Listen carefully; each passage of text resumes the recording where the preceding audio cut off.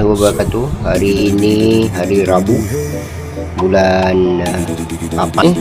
Rakan-rakan, exober yang saya buat telah pun saya siapkan 2 batang untuk saya pasangkan kepada kereta saya.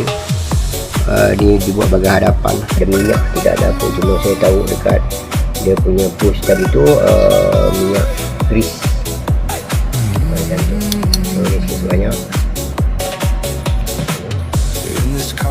dia boleh tekan, dia boleh masuk tu agak ketat sikit lah. InsyaAllah saya akan siapkan 4 batang dengan logo Gifted Fingers. Ini bahagian shaft, ini bahagian dia punya body ataupun casing lah. Macam tu rakan-rakan. So yang saya nak buat ni bahagian bush, yang mana body dia 8mm, kemudian dia punya